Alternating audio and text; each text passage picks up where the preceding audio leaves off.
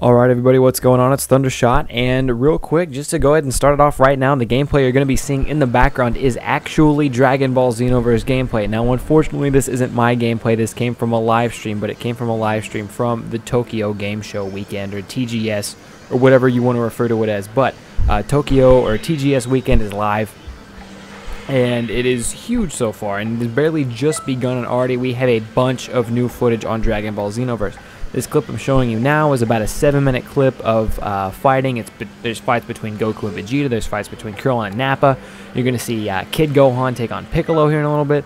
And I figured this would be the most appropriate thing to have in the background at all. But if you look up any videos, most of the videos you're going to find are going to be this clip because this is all that's out right now. However, to clarify again, this is the beginning of TGS. It literally just started, and we have a whole bunch of footage already. There's more videos than just this one out right now, but I'll get back to that later. What I wanted to talk about is the gameplay of Xenoverse, and I've seen this clip a few times now, but kind of my thoughts on it. So what we can tell right now with Goku fighting Vegeta, we'll see if it brings up another clip. I'll point it out. You can tell that he was fighting just a computer, or you can tell that right now actually, he's fighting just a computer due to the fact that in the upper left-hand corner, the 1P doesn't really signify anything. It's just there's a player over there, right? But he has 2 meters under his health bar. His health bar is the light blue meter. He has 2 meters, and I've broken those down before in past videos. We've seen gameplay of Xenoverse before. This isn't the newest thing in the world. However, this gameplay in particular is new, and the main reason I'm posting it is because when it gets to Kid Gohan and Piccolo and Krillin and Nappa later, that's when stuff starts to get pretty interesting, and we get to see some new things that we haven't really seen before.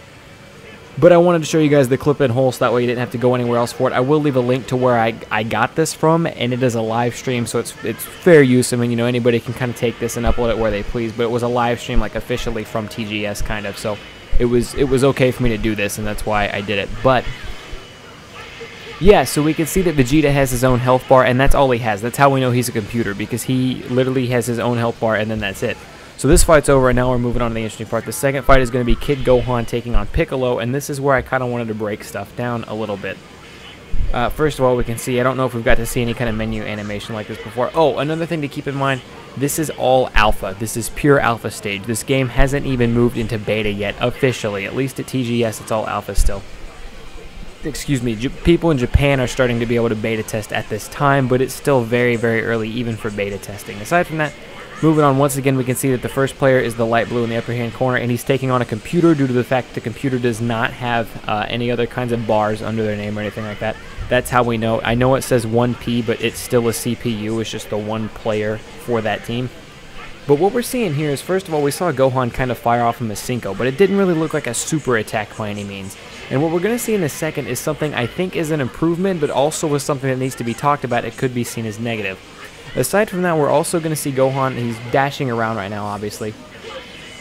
He powered up a little bit right there. I'll talk about that more in a second. He's using charge attacks. I'm waiting for him to fire off a key trigger because there's a couple things I want to talk about, but I want you guys to see it first.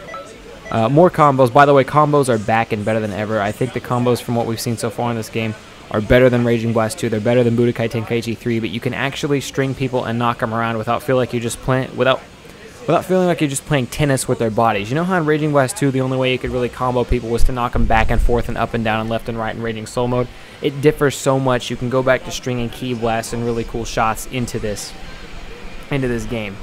And I'm waiting for Gohan to do it. I don't know if he's done it yet, but I'll go ahead and talk about it right now. There are times when you'll see Gohan trying to do attacks, and it's multiple times, and I don't know if it's because the player is pushing the wrong button.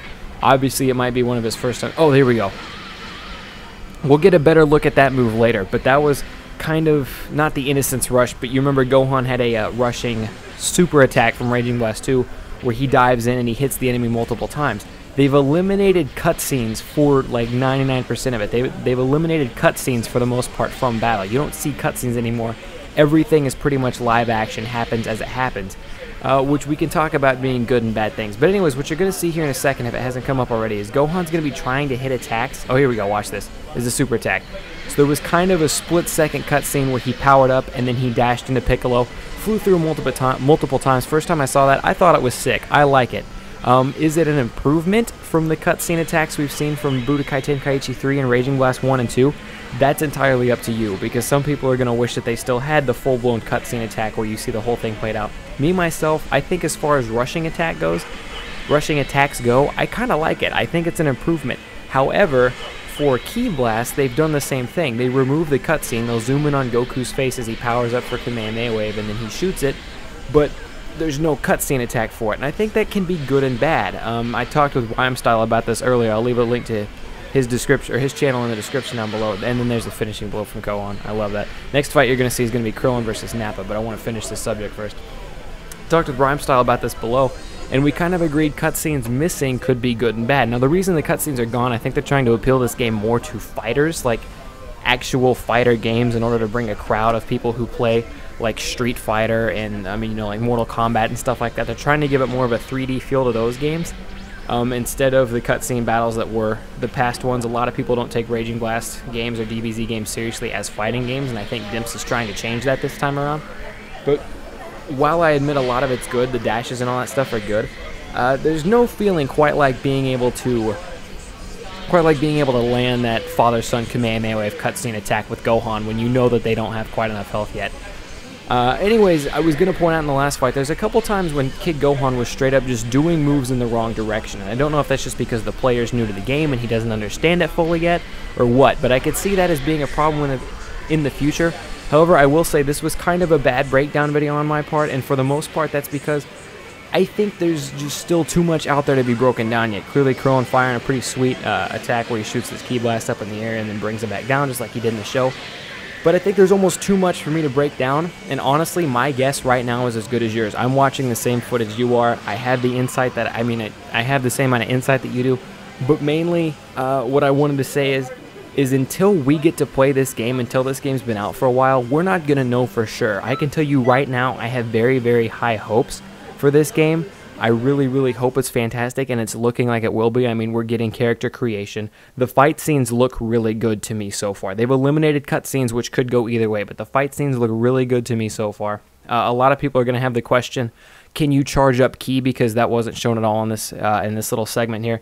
And I will say, yes, they've been saying that since E3 was out. You can charge Ki in Xenoverse. That is, I can't link you to a source, so you don't have to take my word for it. But if you would like to, trust me, there is Ki. You can charge Ki in this.